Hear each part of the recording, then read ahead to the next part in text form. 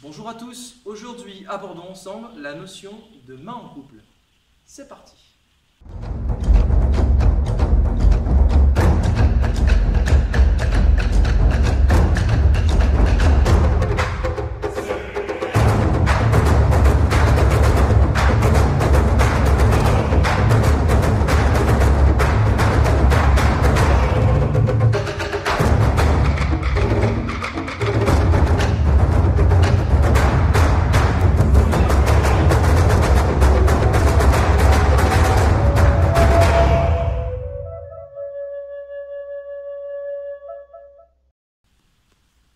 Donc aujourd'hui, j'aimerais vous sensibiliser à un travail important dans les arts martiaux et qui commence dès la ceinture blanche, notamment à travers la notion de Ikité. Ikité, le fait de ramener la main sur une technique. Si je réalise Geden Barai, par exemple, voilà, je ne réalise pas juste Geden Barai avec une seule main, mais la deuxième main intervient. Souvent, on néglige un petit peu ce travail. Voilà, on considère que le Ikité vient se positionner et que je réalise mon Geden Barai, d'accord ? Le problème, c'est que si on travaille juste en considérant que la main revienne, mais sans qu'elle soit en interaction avec la main avant, eh bien on passe, à mon sens, à côté du travail du Ikité. D'accord ? Donc le travail du Ikité reflète le travail des mains en couple. C'est vraiment l'exemple par excellence. Ça veut dire quoi ? Ça veut dire que si je travaille mon Geden Barai, le fait de ramener la main ne veut pas dire que ma main qui revient contribue au travail de la main avant. Je ne sais pas si je suis clair. Et grosso modo, l'idée, on pourrait imaginer ça comme ça. On peut considérer que le Ikité soit en très forte interaction avec la main. C'est même pas on peut considérer, c'est il faut considérer que les deux mains sont en interaction. Et pour ça, on peut imaginer un élastique entre la main avant et la main arrière. Et l'élastique vient se tendre. Voilà. Quand on commence à rentrer dans cette définition du travail de main en couple, eh bien, on prend conscience que l'action d'une main engendre l'action de l'autre. Et ça, c'est fondamental. C'est fondamental parce que ce travail-là va permettre, derrière, de venir activer sa structure interne, à minima. Il y a plein d'autres paramètres, je vous renvoie aux autres vidéos. Progressivement, vous verrez dans toutes ces vidéos que je partage, l'étendue du puzzle qui va être à reconstruire. Ça, c'est très très important. Difficile de tout aborder dans une vidéo, c'est pour ça que j'ai fait le choix de découper en plein de thématiques. Donc, revenons au travail des mains en couple. Sur ce travail de main en couple, à minima, il faut considérer que le Ikité est le principe de base qui doit vous permettre de comprendre que les deux mains doivent travailler ensemble. Exemple, là les mains ne vont pas travailler ensemble. Ok, donc j'ai un petit peu désynchronisé l'arrivée des deux mains. Maintenant, je vais synchroniser l'arrivée des deux mains, mais sans pour autant les relier. Je vais essayer d'aller fort. En fait, il ne se passe rien, il ne se passe strictement rien. D'accord ? C'est un mouvement que tout le monde est capable de faire et qui, martialement parlant, est très pauvre. Maintenant, si je travaille en ayant conscience qu'il y a un élastique, d'accord ? Donc je vais tirer sur l'élastique et je vais le relâcher à la fin pour réaliser le kimé. Voilà. À ce moment-là, les deux mains ont travaillé en corrélation. 1, 2. Et ça change tout. Ça change tout puisque la technique commence à venir prendre de l'ampleur à l'intérieur du corps. En apparence, on a eu exactement la même chose. Par contre, de l'extérieur, de l'intérieur, ça change beaucoup. Voilà la première approche. Maintenant, le travail des mains, on le retrouve de partout. On le trouve sur Chuto, on le trouve sur toutes les techniques de défense aussi, les techniques d'attaque. Le travail, des mains en couple, il est de partout. Par contre, là où ça peut être intéressant de le voir, il y a un moyen de venir prendre davantage conscience du travail des mains, quand dans le vide on a un peu du mal, c'est grâce au travail des armes. C'est là que le Kobudo intervient, d'accord, justement cette voie d'étude des armes. Et je vous propose aujourd'hui une petite nouveauté, c'est de vous démontrer le travail de Meotode, d'accord, d'accompagnement des mains sur les armes. Et on va commencer tout de suite par le travail du bo pour cette vidéo. C'est parti. Donc comme je vous le disais, je me suis équipé d'un bo, le voici. Donc l'objectif, c'est de comprendre que le travail des armes va nous permettre de prendre davantage conscience du travail des mains en couple. L'exemple que je vais vous prendre tout de suite est assez parlant. Si le bâton, je le tiens dans ce sens-là, d'accord, mais que je veux l'envoyer dans l'autre sens, donc je lui fais faire une rotation pour qu'il passe de l'autre côté, Si mes mains ne communiquent pas dans la manière de fonctionner, eh bien, le bâton ne pourra pas passer de l'autre côté. Donc l'un des premiers travaux, c'est de faire en sorte de faire glisser le bâton pour que les deux mains communiquent et soient en interaction. D'accord ? Donc il y a une synchronisation à avoir au niveau des mains. Le travail des mains en couple commence déjà par ça. D'accord ? Avant de parler d'élastique, on peut déjà commencer par synchroniser leurs fonctions. D'accord ? Donc j'envoie le bâton à droite, à gauche. Et je dois bien entendu équilibrer le fait que le bâton a un centre et que ce centre, je dois le contrôler pour éviter de me retrouver en déséquilibre total au niveau du bâton. Donc ça, c'est un point important. Vous pouvez déjà donc commencer par ce petit travail que je vous propose. Vous prenez par exemple, alors moi j'ai pris un beau et vous pouvez prendre un manche à balai, bien entendu sans la brosse, et vous commencez à travailler voilà, le retour. L'idéal, pour éviter justement de travailler juste le haut du corps, c'est quand même d'avoir une petite assise, un petit ancrage, d'accord ? Planter un peu ses racines. Et 1, 2, 1, 2. Ça, c'est un premier travail. Après, vous pouvez également venir travailler des mouvements de circularité. Donc, on prend le bâton au centre, d'accord ? Et on va se placer de côté. Et l'objectif ici, ça va être de faire en sorte que le bâton réalise une trajectoire et que la deuxième main vienne contribuer à ce travail-là. D'accord ?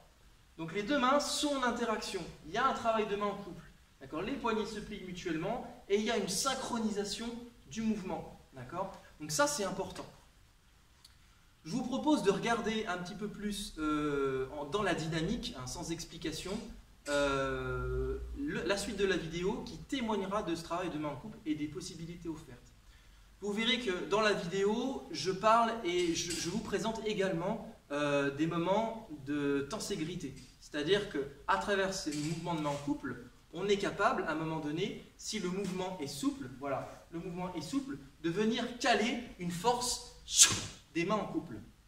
D'accord ? Donc pour envoyer la force, le bâton va me contraindre à venir travailler avec les deux mains. Pendant qu'une main pousse, par exemple sur une frappe Jodan, Yoko ou circulaire, eh bien la main qui va pousser vers l'avant va avoir son équivalent au niveau de la main arrière qui, elle, va tirer vers l'arrière.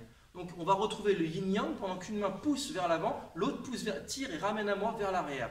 D'accord ? Là, je ne peux pas m'échapper grâce au bâton. C'est pour ça que c'est intéressant de travailler comme ça. C'est que je ne vais pas désynchroniser, vous voyez, je ne vais pas pouvoir désynchroniser l'axe de mes bras si je suis amené à frapper. Je vais être obligé de respecter l'axe. Et donc en respectant l'axe, je n'ai pas le choix que de travailler en poussée-retrait en même temps. D'accord ? Une synergie, une dynamique commune. Donc sans plus tarder, regardez la suite de la vidéo. Je pense que ça illustrera davantage mes propos. A tout de suite.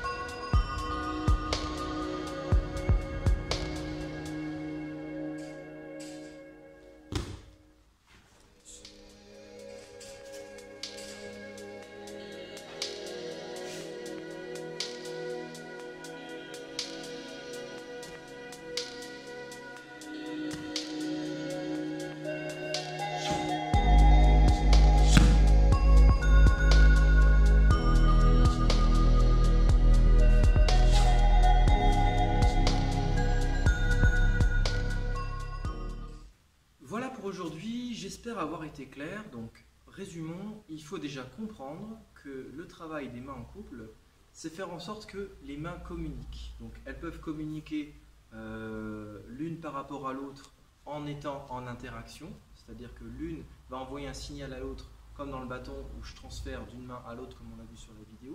Donc, c'est déjà un travail de main en couple. Après, on a un travail de main en couple interne, comme on l'a vu sur le Gardenbraille au début de la vidéo, qui est puissant et qui s'apparente à ce que vous avez vu aussi précédemment, c'est-à-dire que pendant les mouvements de transition, les mains communiquent, à un moment donné, le corps vient se connecter. Et le corps vient se connecter grâce notamment à la connexion des deux mains qui opèrent au moment de la tenségrité, au moment de l'activation de la force interne. Voilà. J'espère que ces quelques éléments vous permettront encore de réfléchir maintenant à vos techniques de base, hein, parce que l'intérêt c'est ça aussi, c'est de voir à travers les principes, de revisiter grâce à ces principes vos techniques de base pour, un peu en mode spiralé, hein, partir de la base et les faire remonter, les revisiter en élevant votre technique de base, de manière à atteindre un niveau plus avancé. C'est un petit peu aussi ma vision du grade hein, par rapport aux arts martiaux, c'est que je pense que ce qui compte, c'est pas tant le grade de la ceinture, ce qui compte, c'est de savoir sur une technique simple combien d'ingrédients vous êtes capable de mettre dans votre technique simple. C'est pas tant de connaître un catalogue de techniques, c'est plutôt réduire le scope et sur une technique simple, qu'est-ce que vous comprenez de la technique? C'est comme quand vous voyagez dans plein de pays, à un moment donné, si vous faites une halte de 1 jour dans un pays, qu'est-ce que vous connaissez du pays?